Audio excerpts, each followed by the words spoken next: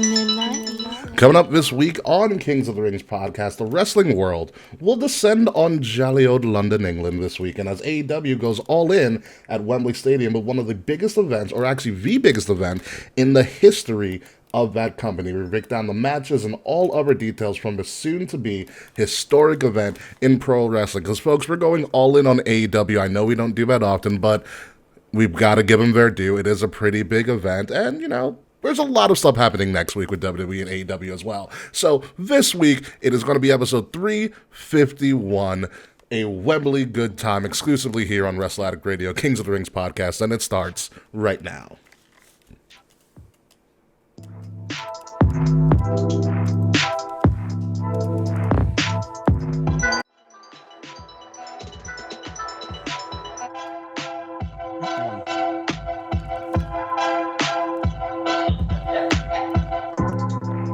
I almost got us some help this week.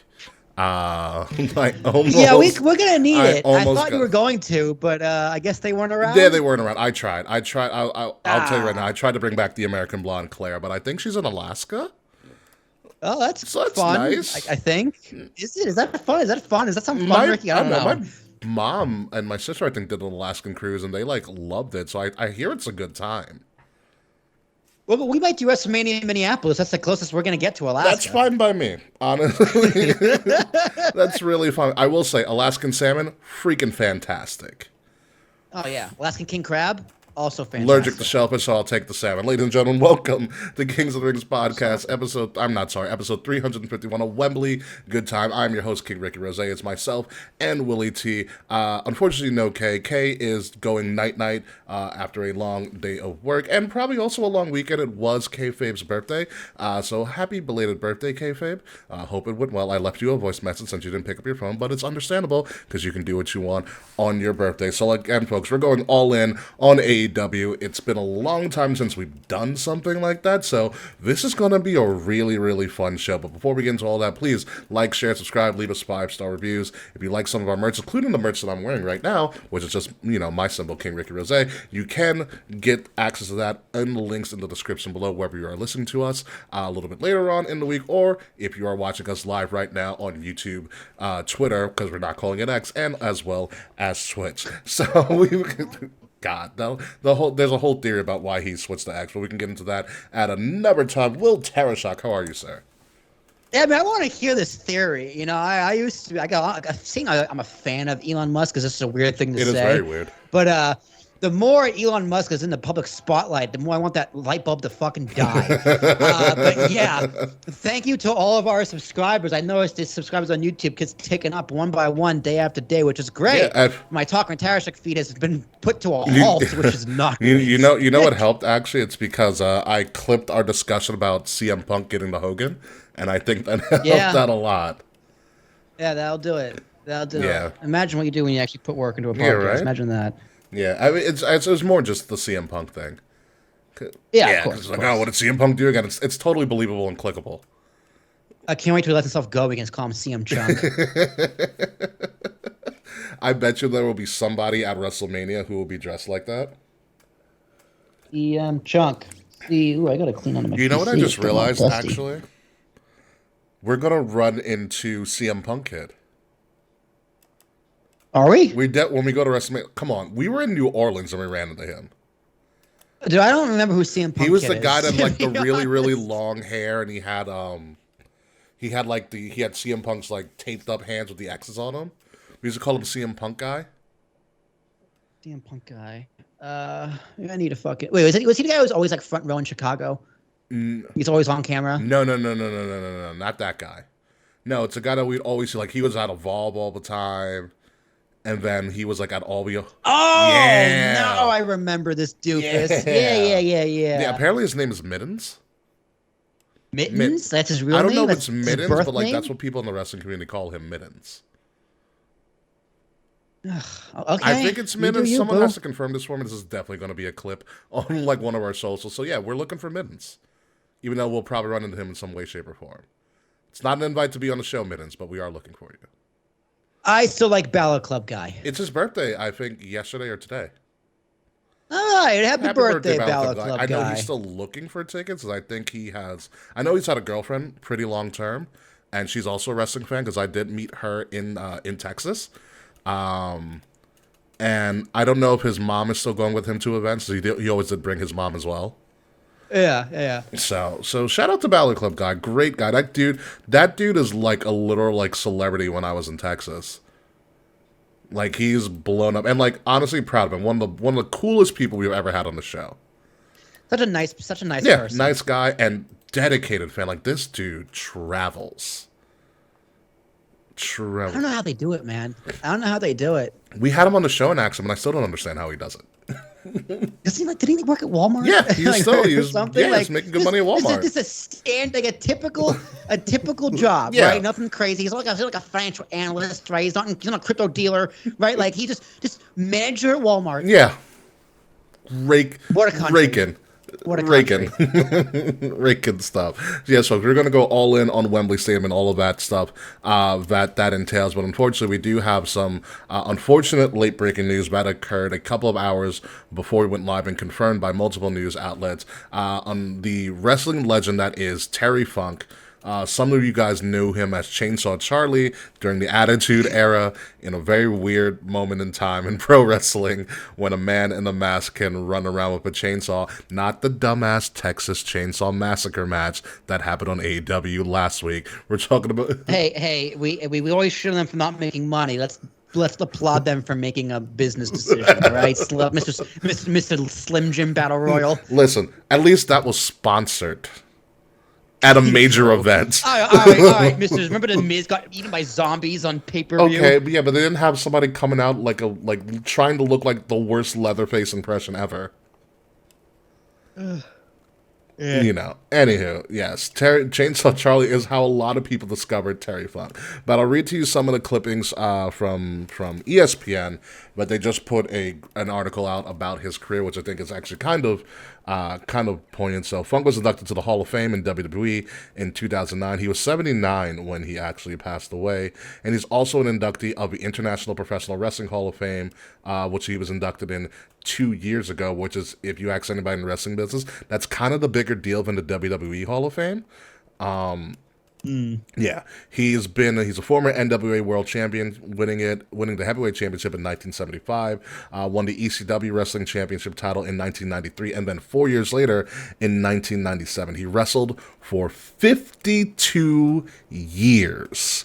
Okay, with his final match coming in 2017. His body of work was more than the sum of his parts. Funk touched several different generations of wrestling and stood out in the mall in the 1970s and early 1980s. He was known as one of the top stars of a territory era, headlining matches in places like Florida, Memphis, against people like Dusty Rhodes and Jerry Lawler. He wrestled in Japan, where he rose to fame as part of a heel tag team with his brother Dory Funk Jr. Later in the 80s, he had WWF Championship matches with Hulk Hogan, tore down the house in WCW with Flair. Just to name a few. Funk was born in Indiana, wrestled out of Amarillo, Texas, was in his 50s by the time, and he was still putting on memorable performances in his 50s. Okay, he's already past wrestler prime in his 50s, and he's still putting on crazy ass matches. He had Jericho body in ECW. Yeah, he did. It is stated in this article there wasn't anything Funk couldn't do in wrestling. He excelled as a babyface. He excelled as a heel. Legendary interviews on the microphone. Great microphone guy. Dramatic matches in the ring spanning 4 generations. There is much that you can say about Funk in and of himself. One of the biggest things that you need to know is that the Mick Foley wouldn't be Mick Foley or Mankind or Dude Love or anything like that without Terry Funk. Foley has come out just today saying that Terry Funk was his mentor. And if it wasn't for him, he wouldn't be where he was. And that's, to me, as someone who grew up in the Attitude Era, I feel like that's all you really need to know about how good Terry Funk was. Godfather of hardcore, man. Absolutely. You know, he is known as the first person to really go crazy out there, right? Like bleeding every single night and doing the crazy spots. And I know we all know him as Chainsaw Charlie, but I know him as Terry Funk in ECW. And let me tell you, he headlined the first ECW pay-per-view, Barry Legal, on April 13th, 1997, where he defeated Raven, and it might have been a triple threat for that ECW title. And if you need like a history lesson, go and watch his promos, go and watch his programs, and go and watch the spots he took at 55 years old when he looked like he was 70 years old, and you thought he was going to die by 2003. It's unreal. You know, him and Tommy Dreamer. Tommy Dreamer also had a huge, the other way around. Funk had a huge impact on Tommy Dreamer, who's my favorite wrestler, Tommy Dreamer. And like the hardcore legend, and you know, it's unbelievable the career this guy had, and that he survived this long wrestling, and it's just absolutely unreal. And when he won that ECW title, it was like believable. It wasn't just like, what the fuck is going on here? It was just like, yeah, oh, you know, I believe this, because he was so over. And it was kind of funny, as Chainsaw Charlie, even JR was just like, that's Terry Funk. Like, they still recognize it's Chainsaw Charlie, Terry Funk. He's. Well, I mean, absolute legend. He's on your favorite. He's probably on your favorite wrestler's Mount Rushmore. Yeah, he's your favorite wrestler's favorite wrestler. For sure. Yes, exactly. For sure. So rest in peace, Terry Funk. 79 years, which for a wrestler, that's freaking commendable. Wrestlers do not have a long lifespan. Great promo, too, because the 80s and the early 90s, even the mid-90s, had a lot of that screaming promo. It was like MJF every week. Yeah. Funk really kind of took it like the Jake the Snake route a lot, where he kind of just slow, methodical, and calm kind of a presence, especially as a heel.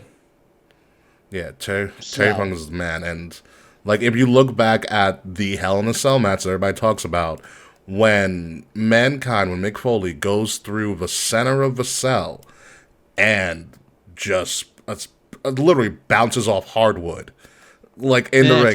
Terry Funk is the first one in the ring. He took a choke slam. Yeah. Taker gave him a choke slam. Yeah. And when we say wrestling has more than one royal family, Funk just goes, "You got it right, you whore." Yeah, so R.I.P. Terry Funk. If you really enjoy pro wrestling, you will watch a Terry Funk match and you will enjoy it to the fullest extent. Yeah, and people call Jericho the modern day Terry Funk, because he just, in the 90s, he bounced around from territory to territory. Yeah. And just kept on working. Yeah. Yeah, and that and Jericho will say that Funk was a huge influence on him as well. Absolutely. Especially for his current run. Yeah, it is his current run. And we're going to talk... You egg-sucking dog.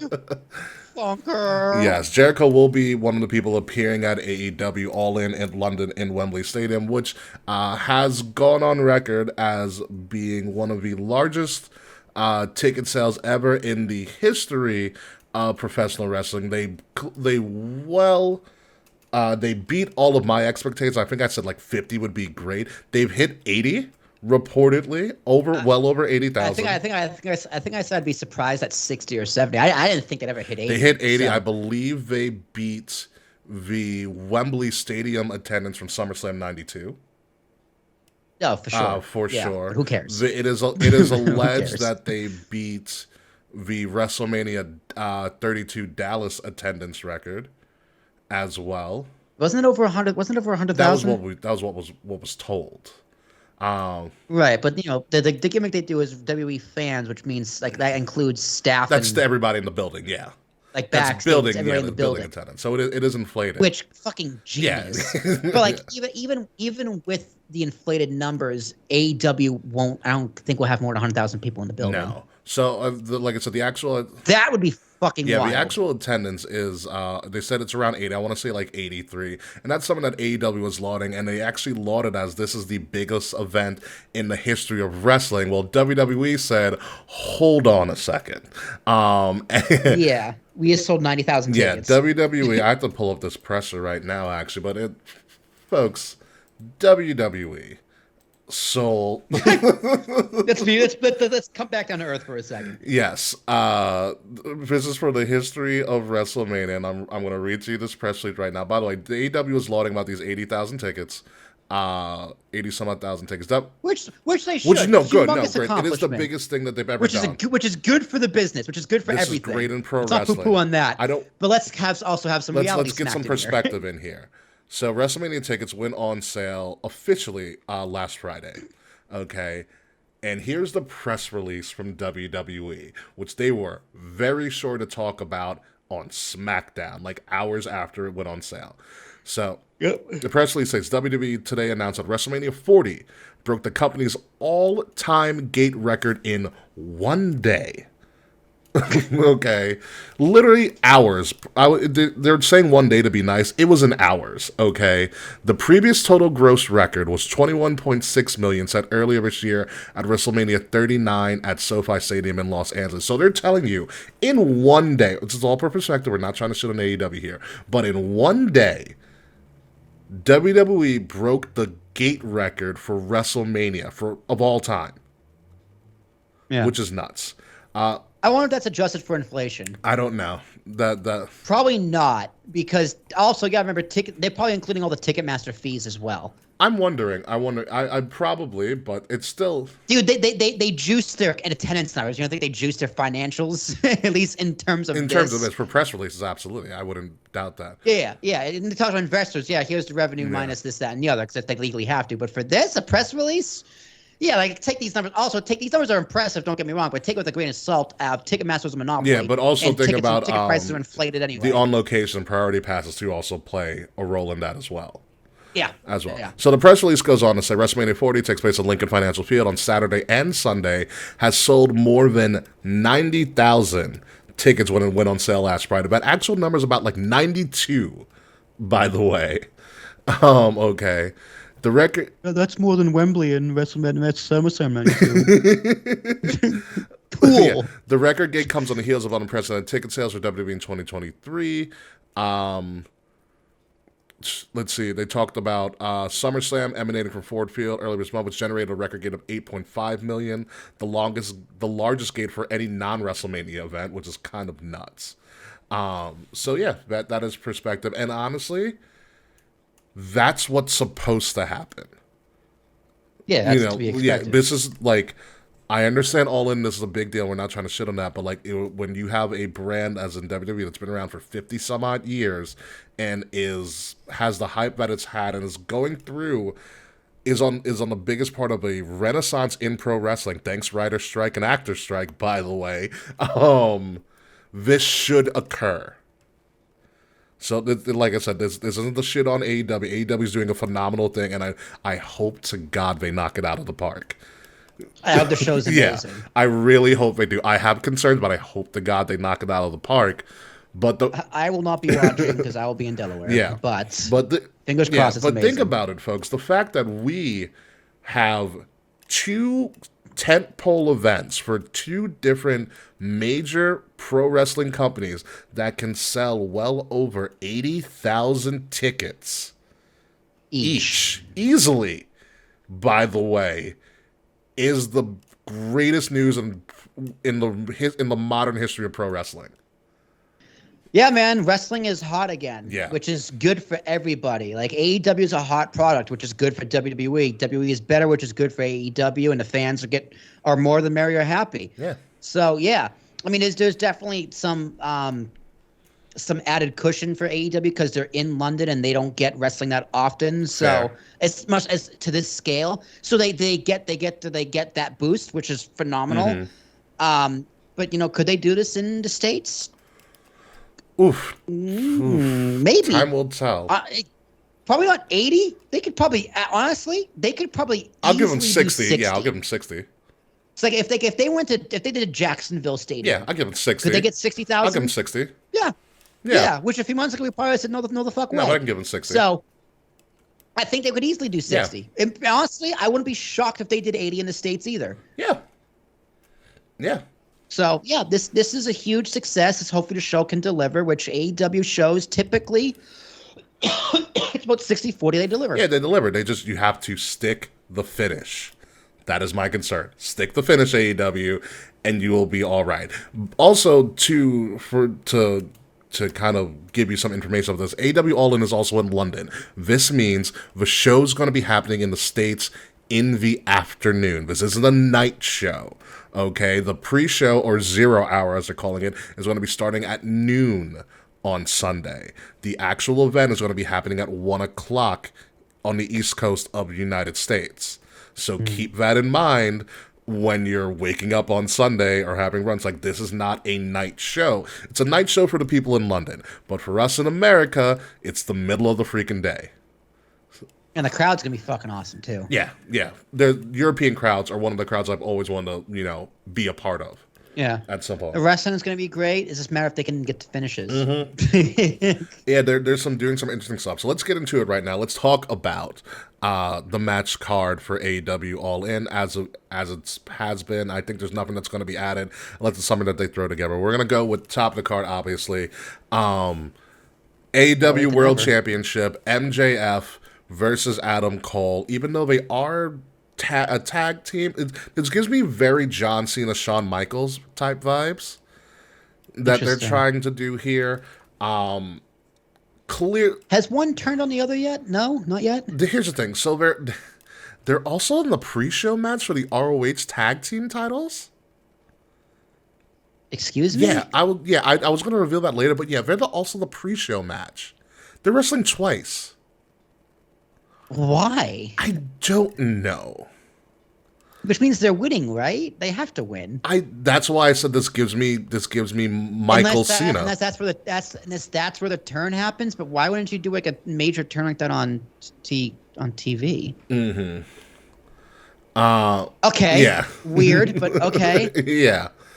Yeah, it said Frets, who does watch a lot more AEW than we do, said that nobody has turned. MJF has been acting, quote, vulnerable, but there's no vulnerable bone in MJF's body. I'll tell you that right now. Here's the thing. I and we're going to go back and forth with this. I don't know if it's better, which makes this match intriguing. I don't know if it's better for MJF to drop now, or for Adam Cole to take it from him on this show. Because MJF's still a hot commodity. MJF's still a hot commodity. Dude, MJF is keeping that title until his contract runs out. Tony Khan is trying to keep him that title. Roman Reigns to try and make him stay in the company. Which MJF can be like, dude, I don't need this. Like, what? Take it. Right? I'm going to WWE. MJF I don't think would ever do this, but do you remember when Ric Flair was in bad contract disputes with WCW? Yeah, he brought the world title to WWE. Like, I don't think MJF is going to go that far. No. I think those days are completely over because that's just a lawsuit that he can't afford get out over a win. Yeah. Right?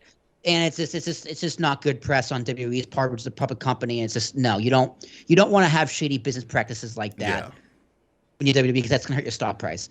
But if MJF drops the title before his contract is up, it's guaranteed he's leaving the company because he has nothing else. There's no reason for him to stay there for. Yeah. He's already peaked in AEW. He's nothing left to do. Correct. What is there left for him to do in AEW now that he has a title? Not much of anything. And a great reign at that. And I guess when it's said and done, a historic reign.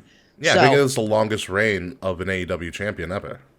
Yeah. So yeah, he's gonna hold that title until his contract is up for sure. Maybe longer if he stays. That is, when MJF's contract is up, he is going to be the hottest commodity in a very, very long time in the pro wrestling market, and rightfully so. 2024 is going to be wild. Imagine if he beats Roman Reigns. Lord Almighty. No, I couldn't. I can't. But could you imagine? I couldn't, but could you? I don't know where I'd be. He's gonna beat the fuck out of Seth. Yeah, I don't know where I'd be happy or sad if he beat Roman. Because I'd be happy because hey, I'd be a little upset. But I'd also be happy because hey, Long Island world champion, because us Long Islanders stick together. But I would also be I don't know about that. I don't know about MJF being the guy to do that. Yeah. I will say what's in MJF's favor here is Adam Cole. Adam Cole's a big match guy. Yeah, and good for him to be in a spot. I'm glad he's in a spot. He wasn't sure if he was going to wrestle again not too long ago. He was on vacation. I've always said Adam Cole was taking a vacation going to AEW to chill with his boys. And again, rightfully so. But he also had the injury. And he got injured, yeah. Back injury. Yeah, he won the Owen Hart and then got injured and stuff. Yeah. So Adam Cole's going to make MJF look like $1 million. Yeah, and he was stuck in, but he was in NXT for a long time, never got that big stage, never got a Mania moment. So it's his first time in front of 80,000 people. This is his first big moment, First time in front of, so Good for both of them, man. I'm happy for MJF's still a baby, but Adam Cole's been on the block for a long time, so he definitely deserves his spot one way or the other. Yeah. No, he definitely does. It like I said, Adam Right. Cole is a big match guy. He said one of the most memorable promos when he went up against Cross and just eviscerated Cross from out of his contract the first time around. He goes, the only God. the only thing they do to make me special is ring the bell. And if you've seen an Adam Cole match live and in person, he's 100% Facts, correct. dude. That's straight facts. Yeah, and Fred's in the chat saying that Roderick Strong is in play here. I don't want to see Undisputed Era in AEW. Like I don't. that chapter has closed, and I don't need that faction calling them like the all elite or whatever, the Undisputed Elite, what the fuck they called them. Yes, I remember the Undisputed Elite. Yeah, you can skip all of that because you know right? what it is, because it'll be a can bring rehash. back- It'll be a rehash of WWE Yeah. stuff. You need to be original. You can bring back whatever Fish and O'Reilly's tag team was before. Was it Red Dragon? Yeah, you can bring back Red Dragon. That's fine. That's cool with me. Roderick Strong can be Roderick Strong, and maybe him and Adam Cole can do things, but don't bring back the UAE. You don't need that. No, you don't need. You said UAE. Or UE. Yeah, UAE is completely different. UE. You're not the United Arab Emirates. No, UE, the Undisputed Era.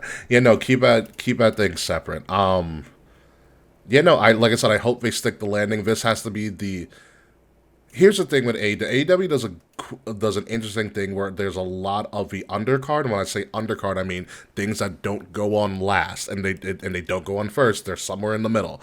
A lot of the undercard tends to be more memorable than the last match on the last match of the night.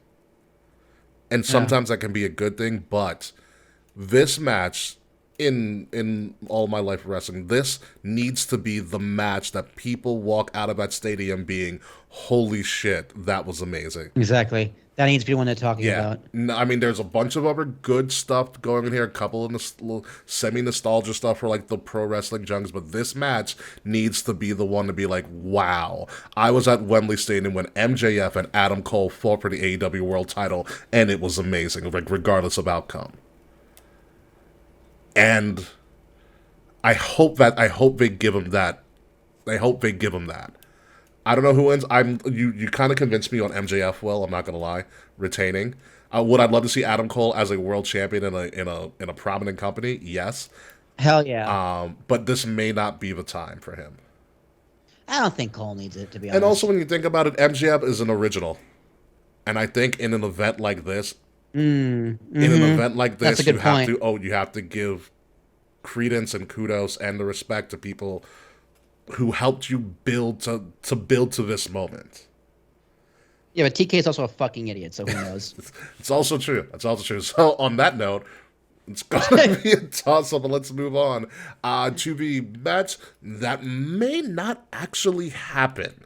As Tony Khan did go. Oh yeah. Tony Khan went on a phone call with the press this week and saying that due to current events, there are some things on the All-In card that'll probably change. What he's kind of referring to is the fact that one of the AEW World Tag Team Champions got arrested for aggravated assault in Florida. That is your Florida man comment for this week. So we were supposed to have FTR, the World Tag Team Champions, versus the Young Bucks. On paper, they've done this 1,000 times. Should be a hell of a match. This might not happen at all. Especially since I think it's Cash Wheeler. I forgot what his real name is. Which one's Which Dawson, one's which Jack? one's Yeah. Dax? It's one to the left. Yeah, I think it's Wheeler. It is I don't think he can leave the country with the charges that he has on him. And so that might Yeah, probably not. Yeah. Probably not, right? Because that's technically fleeing. Yeah, that would be fleeing. Yeah. Because you need permission from what? Like the state of Florida? I believe it would be the state. I county? believe it would be either the county or the state. I don't know. And that he could get permission. According to Mr. Fratz, again, this could be subject to change. He said FTR is still scheduled to happen as his passport was not taken away. It's not a matter of his passport taken away, Mr. Fratz. It's a matter of, is he legally allowed to leave the country? Well, it's just like, you gotta ask, like, is he a flight risk? True. I mean, but also, like, is this like, we're not lawyers here, so we're talking out our ass. It's like it's aggravated assault. It's not like a felony, right? It depends on what the it depends on how it was But charged. also he had a firearm He though. beat somebody with a fire. He didn't fire the firearm. He beat somebody with a firearm. Now if the firearm is not legal, That's a problem. then it's a felony. Yeah, that's a problem. Most likely it's a felony. Yeah. If it's like an illegally purchased, or he doesn't have his permits, or whatever state law there is or federal law there is around the gun he has. Mm-hmm. Yeah, that could easily be a felony, which means you can't go anywhere. You probably couldn't leave the state of Florida. Yeah. According to Sports... But again, it's Florida, so who knows? Yeah, it said, according to Sports Illustrated, and this was as of yesterday because I just looked it up really quick because we do need kind of an answer to this. Yeah, it is Cash Wheeler, by the way. He is expected to wrestle at All In. That is still on as of yesterday. Okay, so the expectation, he is still there. He was arraigned on Friday. It's connected to aggravated assault with a firearm. He was charged. All right, so here it is. Well, he was charged with a third-degree felony. Oh, shit. Yeah. Yeah. So, again, they said as of right now, it's still on. So like I said, I don't know if I did some wheeling and dealing, but we'll see what happens. So we're gonna act like FTR and the Young Bucks are still gonna fight for the AEW Tag Team Championship, unless otherwise noted. And you know me, I know the Bucks and Kenny signed long-term deals recently. As they should. Because if they jump ship, AEW's over. Like, if they just didn't resign, it'd be like, ooh, that's bad. That's very bad. But I've been very adamant about stop giving the Young Bucks the titles and stuff, and I'm still going to stay on that road. I think FTR needs to retain here.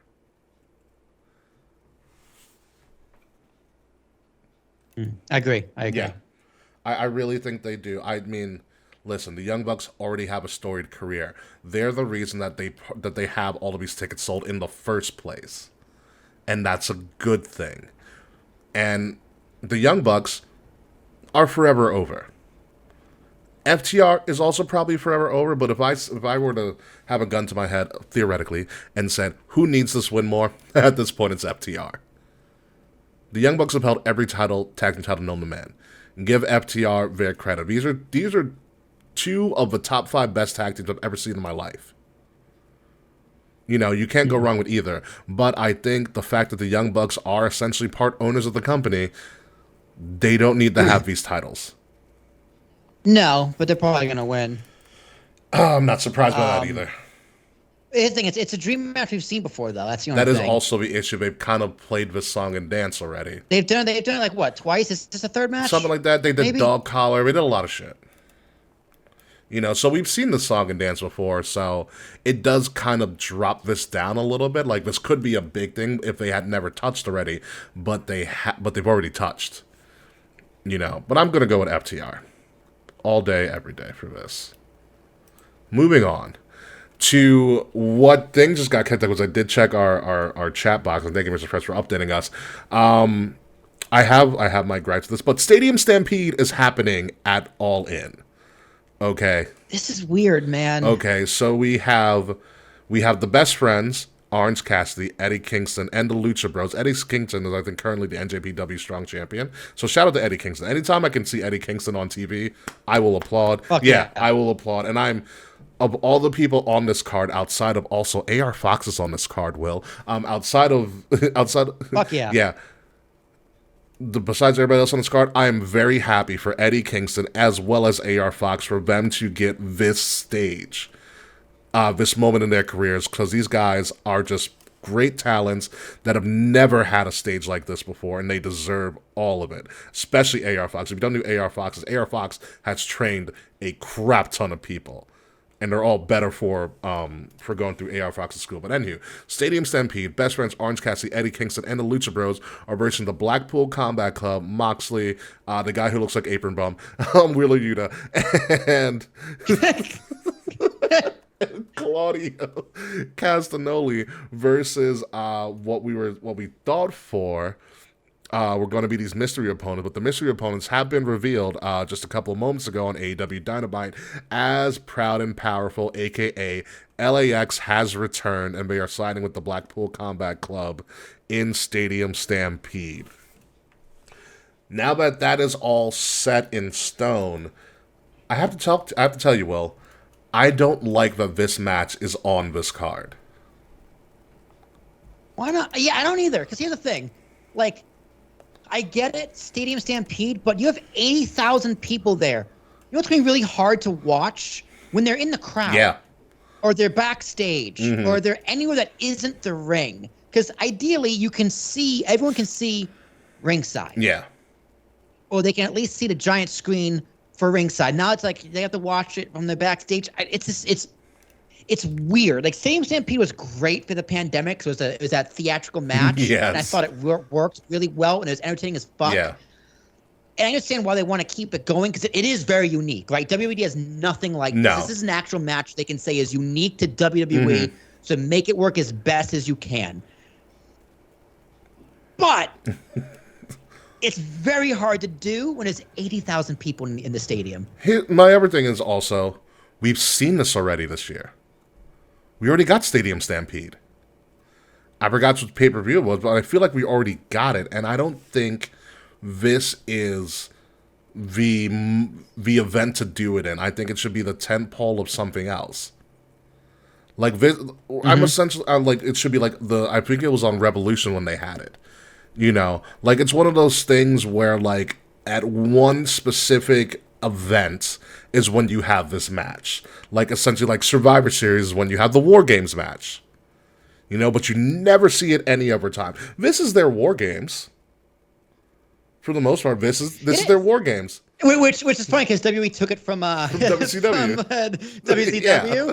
But, like, you know, they have Hell in a Cell, they have Elimination Chamber, they got the ladder match, match. Like, this really is the closest thing that you can get to an original match. Yeah. Because, like, what else could they do, Ricky? We could brainstorm all we want, but it's just like, that isn't fucking stupid. Like, yeah. This actually isn't, like, it works better in an arena. Yeah. An arena can work because it's smaller, it's a little more intimate, but maybe it'll work. Who knows? Maybe they'll pull it off and it'll be fucking incredible. Maybe. But I have my doubts. I have my doubts about, like, I don't doubt, like, all the people in this match. Like, there's gonna be a lot of crazy spots in this match, and that is cool. Good for them. But I just don't think you do this at this moment in time. I think you have it be the big match for a smaller event. Like for instance, like, let's take the War Games for example. Watch this match be pre-taped. I'd be so mad if they pre-taped Stadium Stampede for All In. But here's my thing: you don't see a War Games. The closest analogy to this is the War Games match. You don't see War Games at WrestleMania. You don't see War Games at SummerSlam. Yeah. You know, you rarely see Hell in a Cell, because that's also kind of distracting. It's hard to see. Yeah, it's hard to watch. Yeah. You now rarely see Hell in a Cell. Now we got rid of the pay-per-view. So yeah. Even better. Yeah, even better. Yeah. This should be something that happens maybe once a year, not twice. This also falls to, again, we saw this already. And I believe the Blackpool Combat Club was a part of it again. You know? But I get it. This is the most unique match they have. They want to showcase it in front of a big crowd, but I don't think a big crowd will work in their favor for this. I'm also especially with this on the card, I'm very concerned about runtime of this event. Because Stadium Stampede can last for freaking ever. And that's very concerning. As for who wins, honestly, I know LAX is back and they're really fun. I want Eddie Kingston to get a major win in front of the biggest crowd he's ever wrestled in. I'm not going to lie. Fuck yeah, dude. Fuck yeah, dude. Eddie Kingston for the win all the way, all day, every exactly, day. Yeah. It's Eddie Kingston, like Team Eddie Kingston all day for this. That's final. Let's move on to the only women's match on the card. And it's a fatal four-way for the eight. Of course. Yo, Eddie pitting Mox would be pretty dope, Fretz. Not gonna lie. Eddie pitting Mox would be absolutely insane. I love how they're randomly friends and randomly enemies, just always. And it always works. It's always like, oh, they hate each other now. Got it. Yeah. So we have the Women's World Championship featuring all former Women's World Championship champions except for one. The reigning champion Hikaru Shida will defend her title against three other women. Toni Storm, who is a former AEW Women's World Champion. Congratulations, Toni. Essentially, the only women's wrestler that AEW cared about for a long time, Britt Baker, who's essentially their Charlotte Flair. You always got to put Britt Baker in the biggest matches. Britt Baker and the hometown girl who is probably going to get the pop of the night, Saraya, aka formerly known as Paige, in this match. This is, this will tug at your heartstrings as we know what Paige went through, or Saraya. I'll say Saraya because Paige is her WWE name. We know what Saraya went through and how she was forced to retire. Will and I were at the WrestleMania, the Raw after WrestleMania, where she said, listen, I can't do it anymore. I got to retire. So it is an achievement in and of itself to have her come back. It's an achievement in and of itself that she gets the opportunity in front of her home country, in front of 80,000 people in Wembley Stadium. Oh, that's right. Dude, I didn't even think of that. To perform. That's gonna be, dude. I think she probably wins then. Yeah, I don't want to do hometown curse because I don't Tony. Dude, I feel like, you know what? Honestly, dude, like if AEW wants to be different, just say fuck the hometown curse. This fucking stupid thing anyway. I think Tony Khan's not that apt of, or competent of a booker that he'd probably give it to Saraya anyways. This is an interesting match, especially for the first one. Yeah. Like Vince didn't want to give it, or Triple H didn't want to give it to Drew for Roman because it's better if he didn't. Right? It's just better for everything if he didn't. Yeah. But TK, newer company, you don't want to be predictable like WWE, but you also want to give the fans what they want. It's a good moment. Like Paige had the story's there. Like this makes sense to have that feel good moment, and it's the only women's match on the card. It's probably gonna go 8 minutes. Yeah. And think about this. You have, and the story, like, this is the story that you can't even really mess up. All three out of 4 women are former AEW Women's World Champions. Saraya's not. Saraya's had to scratch and claw to even get a chance to wrestle again.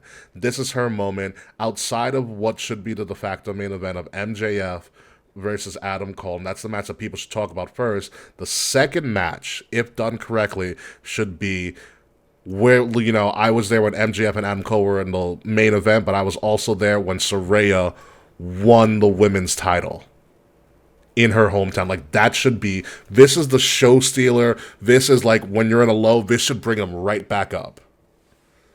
If I'm booking this card, this should be like right in the middle where, boom, she should get essentially the Kofi treatment at WrestleMania 35.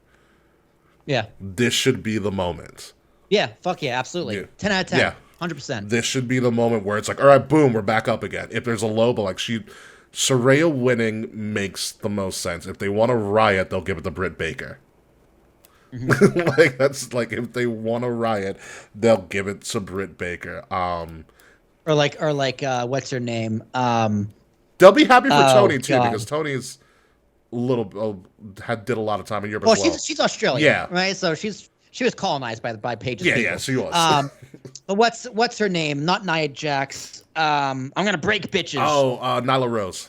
Nyla Rose. Man, she comes in like 5th entrant, just squashes and walks up with the belt. Then there would be a riot. Fretz, where has Nyla Rose been? Has she been on TV? To my knowledge, I do not believe she has. But you can correct me if I'm wrong. But like I said, I will say I think Saraya needs this moment, and I think this is fan service done correctly. You need to have them talking about something. This should be the moment that, like, in every big wrestling event, there's always a moment where, like, it's like collectively everybody feels really good, and everybody's happy. At WrestleMania 35, it was Kofi. I've been on Collision. Yeah, good for her. At WrestleMania 35, it was Kofi. Kofi was this is everything that every WWE fan wanted. Like, it was like Daniel Bryan couldn't leave that arena as the champion. Like, it would have been a bad move. Yeah, like, it would have been a bad move. Big E would have been standing by the door like, the fuck you going? And I think this has to be that same level of a moment. Like, it is so obvious who should win. But if they screw this up, it's going to be a bad time. So I'm rooting for Saraya. she had a career that was cut short in the worst way. Yeah, absolutely. You know, and this could really help revitalize them and really push. I Them. wonder if she wants a title. That's always a good point. I feel like she does. Like you got to think, right? Because she's still young too. She's probably what, my age, give or take, yeah, a little older. Yeah, give or take. So let's say 31 max, right? That's sure. That's the oldest she could play. Yeah. Ish.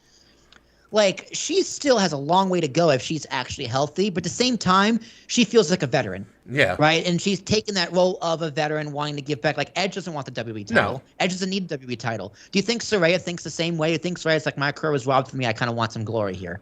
Yeah, but also, this is like, in a disaster scenario, if this is a flop, if this show's a flop, they're never coming back to Wembley. I think you got to seize the moment. I don't think it's going to be a flop. No, I don't think so either. I'm just saying from a, like, the only way it could be a flop is if the power went out. Right? And I swear, if the power went out, I'm going to call you immediately. I'll be in the car and I'll be driving home. It's on Sunday afternoon. I'll be in the car driving home. So yeah, please call me. I'll laugh in traffic. Yeah. So, but I think you got to cook when it's hot, and Paige is the hometown. Yeah. Saraya is the hometown girl. You got to give it to her. Like, you have to. And we've been talking about this match longer than the match is going to be, including entrances. Yeah. Go Saraya. we are rooting for you. Trios. Hell yeah, go Saraya. Yes. Trios match that we have next in the card. We have Kenny Omega, Hangman Page, and Kota Ibushi, so the Golden Lovers, and Ibushi, who's a freaking star and a half, versus, I'm going to mess up his name, but it's Konosuke Takashita versus Jay White and Juice Robinson. Essentially, the Bullet Club that's still kind of around in Japan is the other team. So it's a lot of Bullet Club versus Bullet Club alumnus, and then you have Kota Ibushi and Konosuke Takashita as well in a trios match.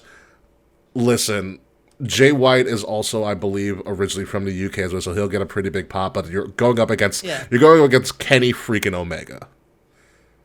I mean, I like this. This is an attraction match. This is very much an attraction match. Yes. This is very much an attraction match. Which is fine, right? Which is great. I would actually have this open the show. Which is super cool. But how long can AEW survive? Like, if attraction matches are fine, right? WWE has a bunch of them, but they also have stories behind them. Mm-hmm. So, like, is there a story for this, or is this just here's 6 guys who want to watch wrestle? I feel like it's more of here's 6 guys who want to watch wrestle, and Jay White apparently is from New Zealand. My apologies. He probably knows where the Shire is. Oh yeah, he definitely does. He grew up there. He was neighbors to hobbits. Yes, he probably was. See, I don't like. I mean, what attractions do sometimes have stories, but like, I think this is just a match, for a match, and I think, the story's Don Callis and Kenny feuding. Okay, they're going back to that well. But again, this opens. I feel this would be my perfect opener. Something fast, quick, with a lot of people who can work. This would be it. For this, like I said, I'm gonna go with Team Kenny. Kenny the Cleaner and Hangman Page. Adam Page needs a win. In the worst way. I agree. The worst way. Yeah, being buried by CM Punk. Every 6 months, CM Punk decides to say something about him. Every 6 days. Yeah. I'm surprised he resigned, to be honest with you, but hey, to each his own. So yeah, I'm gonna go with Team Kenny and Hangman and Kota Ibushi, because that's a freaking stacked lineup right there. So let's move on to another attraction. And this is, again, you're pandering to somebody who helped you start up, and I get it. Chris Jericho, Will Ospreay. No titles on the line. This is just a match.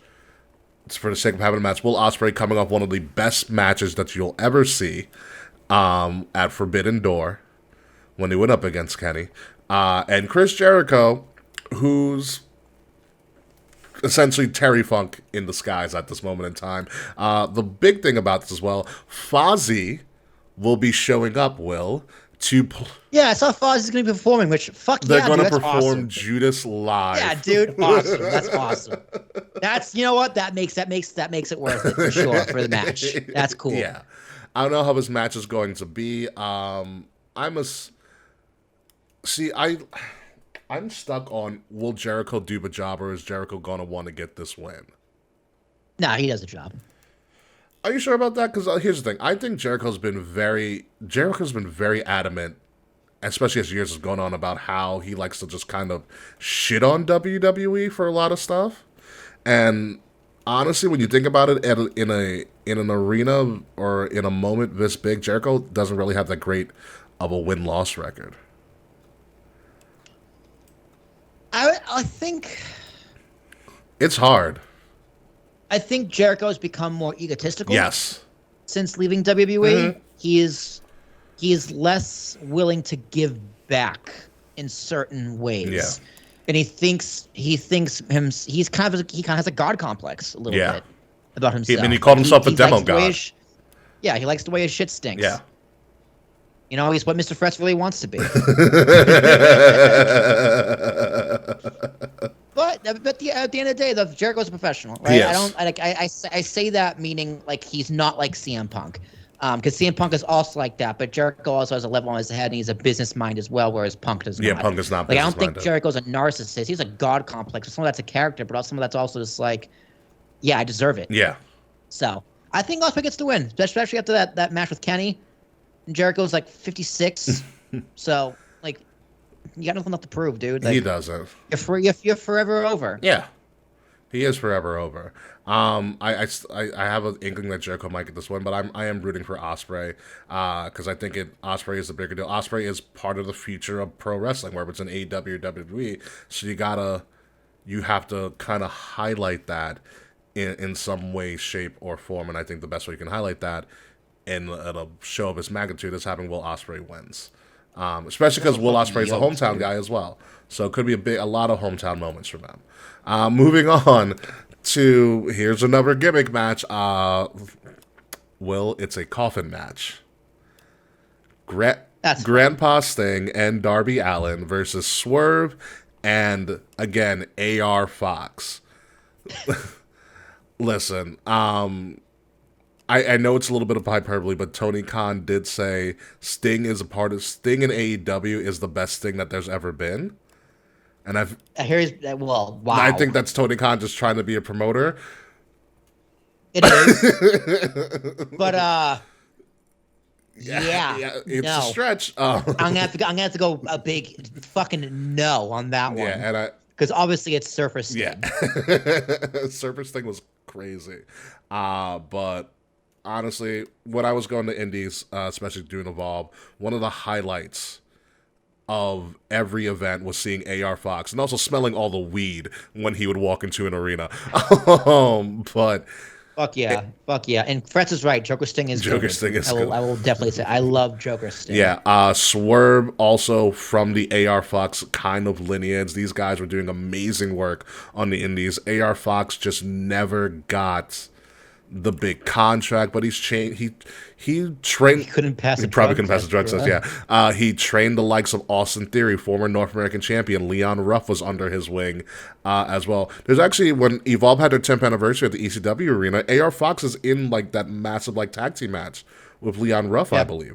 AR Fox is a crazy talent. When NXT was partnering with Evolve and they would bring some of their talent to the Indies, I watched AR Fox and Tyler Breeze tear the house down in the front row, and it was really fun to watch. You know, AR Fox is one of those talents that like like Eddie Kingston never got the big moment due to whatever reasons, but you never forget when you've seen an AR Fox match. Dude, AR Fox is famous to famous people. Yeah, pretty much. That's what it is. Which is the exact kind of fame you want. AR Fox can walk into an airport and no one's going to know who he is. AR Fox walks into backstage of a wrestling arena, everyone knows who he is. People says, oh shit, that's AR Fox. Yeah. And that's the kind of fame you want. Yeah. And I don't know if he'll get the win because, you know, it's Sting and Darby. Sting and Darby. Yeah. Unless like Sting turns or Darby turns or Sting has a heart attack. That would be bad. Honestly, dude, that would make sure the show's a flop. The power goes out or Sting has a heart attack. Yeah, that would be bad. Like I said, I think Sting and Darby will probably win, but I am rooting for AR Fox to get a monumental win. Who do you think is going to win? Who do you want to win? Sting and Darby and the other guys. I think Sting and Darby is going to win. I want AR Fox to win. He's just not. Is not going to. But and listen, it's an accomplishment for him to get on the show, and I'm proud of him for that. For sure. Yeah. Absolutely. Fuck yeah. Absolutely proud of him. Here's the other title match on the card. I totally forgot about this. It is the Real World Championship. The real world. This is what we're calling the title because we haven't renamed it because the CM Punk title, but they put the X over the AEW Championship, aka the Real World Championship, is CM Punk versus Samoa Joe, who is still currently the ROH. I think he's the TV champion, or he's a TV champion of ROH, or the King of TV. What TV? Yeah, touche. You have CM Punk versus Samoa Joe for the quote unquote Real World Championship of AEW. Listen, Punk and Joe have a lot of chemistry. They've worked forever with each other. It's going to be a fine match, but I am not a fan of this Real World Championship story that they're trying to pull. I get it, but it's just like, here's the thing. It would be cool if like you still didn't have heat with the guys you had heat with to begin with. That's also a problem as well. Right? That the hatchet wasn't buried. So it's like you can't really tell the full story because Punk is going to bar them from the building. Yeah. So what's the point? If you can't do it right, or you can't do it 100%, why are you doing it? Yeah. And I was kicked out by CM Punk. It is a fact. CM Chunk. Also, according to Mr. French, Punk couldn't even lip Joe in the GTS recently, which could just be storyline because I've seen that happen before. Yeah, also Joe's big. Joe's also a big boy. But one of the funniest people ever. Have you watched Twisted Metal yet on Peacock? I heard that Joe is the body double, but not the voice. Yeah. But Joe, from what I did some little research of it, Joe still knew all the lines. Of course, he's a professional. He has yeah. He had to know the lines because he had to act it, and the other actors have to play off what he's saying. So of course he knew the lines. So he knew all the lines. So, but I still see it as Joe. Like, I know it's a different voice actor, but I still see it as Samoa Joe doing all the things. Cause especially the way that you can't mistake those tits. You also can't like the way that they did the character and the stuff. Like, I can see Joe just saying that naturally as a person. Twisted Metal is a really fun show. I forget who the actor is, the voice actor. It's like it's a big name. Person I want to say it's Will Arnett. I was gonna say it's got that. I think it's Will Arnett. It's Will Arnett. I believe it was Will Arnett. Twisted Metal's a fun show. You should definitely check it out on Peacock. It's a quick little day binge because it's only one season. But yeah, I don't know. I think you hide this match. I really think you do. Because it's just like I don't like the CM Punk again has taken the air out of his own return. Again. Yep. You know, he's taken the air out of his own hype by just being himself. And that's an issue. And listen, for CM Punk retains, I would be shocked if Samoa Joe comes out of here with a win. Yeah, for sure. You know, that's what Dude, CM Punk books, all right?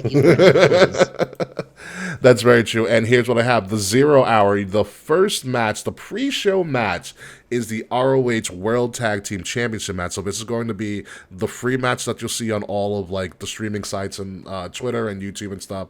But they're going to show the Wembley Stadium crowd to get you to do that last-minute buy. Who is teenage Ricky Starks and Jake Roberts' son as a tag team over They are there? called Aussie Open.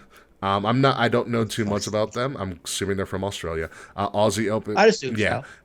Versus MJF and Adam Cole. So the two guys who's supposed to be fighting each other in the main event of All In are actually going to be fighting to start off the event, the first match in 0 Hour for the tag team titles. Okay. I mean, it's interesting. There has to be an angle or MJF and Cole win.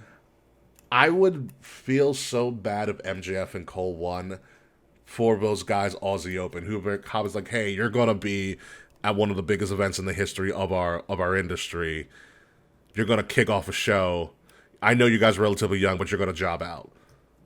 Yeah. You know. Also, before we get too far gone, I got to bring up CM Punk again because Mr. Fretz brought up what song and chants England's going to do to him. They're going to sing the Killswitch Punk theme to him. Death screams and all. Even through darkest days, this fire burns. I don't know why I'm singing it in slow motion, but I'm doing it. Yeah, I think if this is how we're going to do this, and this is an experiment, because if I'm a booker, I'm probably not doing this. I'm probably not having my two guys who are going to be the main event of my biggest show ever potentially risk injury in a throwaway match to start the show. I'm like, you know what? I don't know who wins. One of you go pin each other. Let's do it for real. Like, do the fake fighting, but the pinning has to be real. This has to lead to an angle. This has to lead to a build-up of what's going to happen in the main event. God, if Punk does come with the kill switch again, I will become his biggest fan all over again. Kill switch Punk was the shit. I don't care what anyone says. Yeah, so I said there's got to be an angle with this. Maybe they don't even... Here's a bold one. Maybe MJF and Cole never make it to fight this match. Maybe they start fighting backstage. And they get replaced. I mean, because also Dynamite's going on right now. Yeah. Maybe something happens on Dynamite where this match gets explained. It's possible. Someone else gets swapped in or whatever. Yeah. So I hope there's a swap, because like I said, the risk of one of these guys getting injured in a match they don't need to be in, I think is too high. I really think it's too high. Honestly, replace them with the Hardy Boys. Like, why not? Oh, no. No. Who else are you going to replace them with? I don't think Jeff's allowed in the country. Oh, that's a problem, probably, yeah. And CM Punk was going to bar him from Wembley.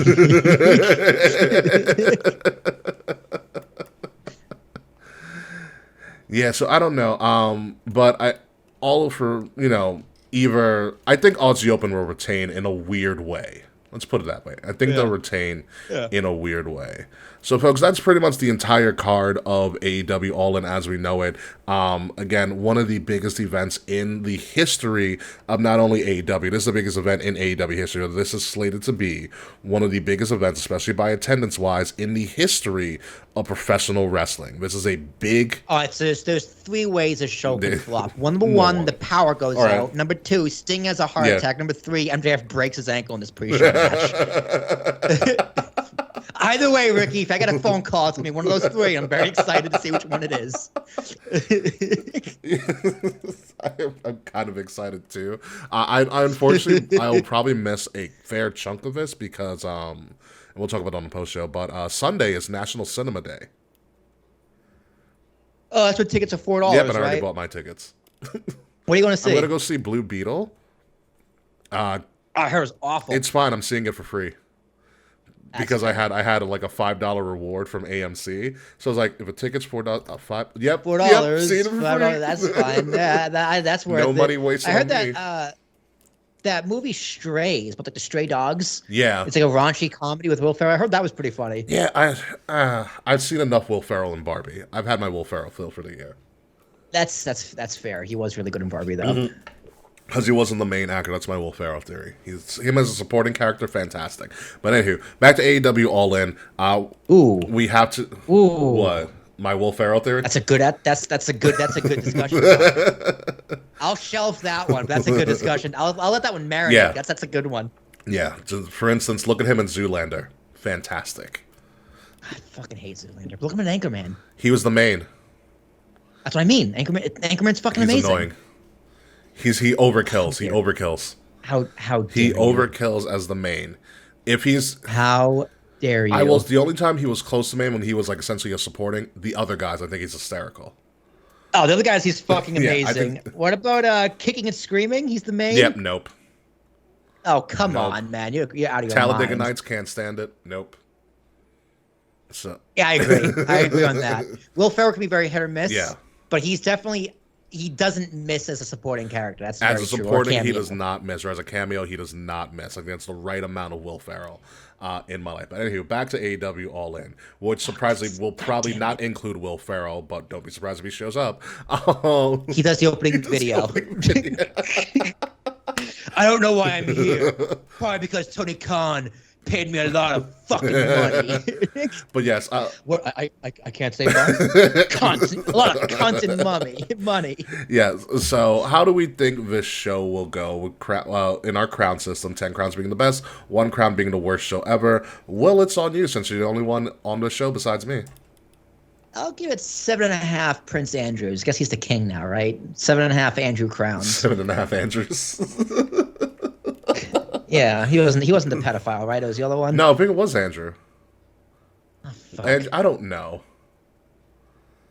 Freds, is that a 7.75 or a 1.15? The font is kind of 7.75 out of 10 out of 0. So it's actually going to be a 0 out of empty. So it's 0. Yeah, here's my thing with this. This has the potential to be one of the best shows that people will talk about for years to come if it's done correctly. It is 7.75. Thank you, Freds. The problem with this is that AEW is, like Will said earlier, 60-40 when they need to knock it out of the park. And so most of the time they're good, but there are times where they screw up that finish really badly. Think of the exploding barbed wire death match. What a they go to WCW real fast. Yeah. Think of a press conference. Yeah, press conference and stuff. This has to be their WrestleMania. They've slated it as their WrestleMania. They booked it as such. This needs to be damn near the perfect show, because this can make or break them. This is a big investment. It's a great card. It's a great card. A lot can go right here, but also a lot can go wrong. Like Sting's Yeah, card. like if people aren't on their P's and Q's. So with that being said, and I see 7.75, which I'm very surprised it's a little bit low, Freds, I'm going to go 8. All I'm right. going to go 8. Good for Yeah, you. I'm going to give them, it has room to be better than what I expect. It also has a lot of room to be worse than what I expect. But I'm going to give them the benefit of a doubt, and I don't think they've had enough time to garner enough experience to actually put on a show that can hit all the marks, and the casuals too. Mostly the marks, and also London's going to help them out a crap ton as well. Yeah, they're going to give them a great atmosphere to excel into, and a lot of times what makes you're going to give them a courtesy crown. Yeah, yeah, and a lot of times what makes events memorable is how crazy the crowd goes at different times. And listen, it's going to help them out a lot. But I'm going to give them 8. Like I said, I'm rooting for them. I'm rooting for them. Because this is big. If this goes off with minimal hitches, wrestling is the number one entertainment thing in the world going into the fall. Hands down. Yeah, no, for sure. Absolutely. Not myself to watch. Bill Maher hasn't been on since in months. So I don't know what I've been doing with my life. They need this. This would be a giant momentum boost for professional wrestling going into the worst part of the year for professional wrestling when football returns. Yeah. So this is big for AEW, but this is big for the industry, and I cannot emphasize that enough. This is a big moment for the industry. So if you have the power to do so, if you want to pirate it, go right ahead. But watch this and see, and we'll just see how the cookies fall from this. So again, I'm giving it an 8. Will's giving it a 7.5. Fretz is pulling the Dave and doing a 7.75. Classic Dave. Classic Dave. I'm surprised. Do you know if Dave's gonna be there? I haven't talked to Dave. Yeah, I wouldn't be surprised. Probably I wouldn't be surprised not. if Dave showed up. I also wouldn't be surprised. I want to see Dave in the front row. that'll be the fourth call. That'll be the fourth reason I call you. It'd be like Dave's in the front row. Dave's in the front row. That would surprisingly the fourth reason why the show would be a flop. Dave rushes the ring. Goodbye. Good night. Good night. Bang. Oh my God! It's just incredible. No wait. Is that just incredible in the ring? It's just like no, JR. No, it isn't. JR. Go. Oh Just my go God! away. All right, let's get this show on the road on the post show. I have some funny stuff to tell you about, Will, too. All right.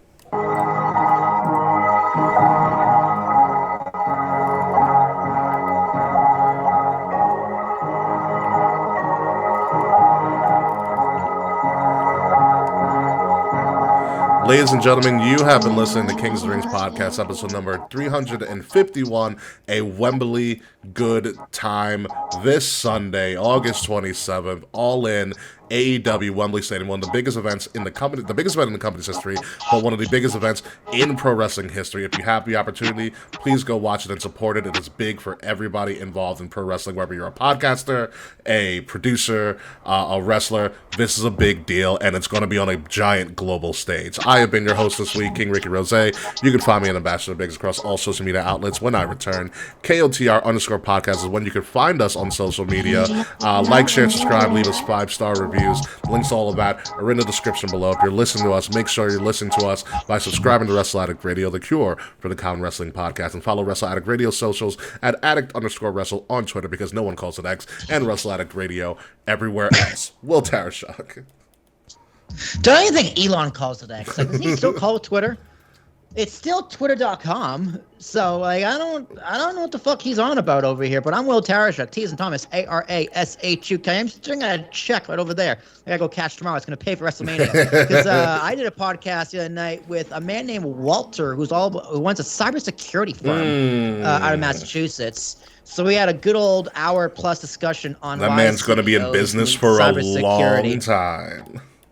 Yeah, it was interesting. We talked about, like, AI and, like, how AI is going to make people ahead, but also make the hackers further ahead. He's like, you got to think of hackers as competition, like business competition. Like, they're a business. Hackers are a business. That's true.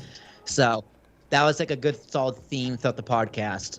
So, yeah, that's fun. That's going to be released probably on my feeds sometime end of next week, because I'm away this weekend. So, yeah, good stuff going on over here. Everything's coming up Millhouse for Will Tarashuk. Nice. Awesome. So when we come back next week, folks, we are going to talk about the fallout from All In. Then we gotta flip it on its head again and talk about All Out. We also have to talk about Payback, because Labor Day weekend in wrestling has AEW All Out in Chicago. We have WWE's Payback, which is being set up, and whatever other random stuff is going to happen. So it's going to be a pretty loaded show next week. I think I'm trying to work on maybe a special guest, but we'll see what happens. So until next week, folks, enjoy All In if you can, support it if you can. If not, pirate it, just watch it. And we'll talk about it all next week. So goodbye, good night, and fuck you, Slack.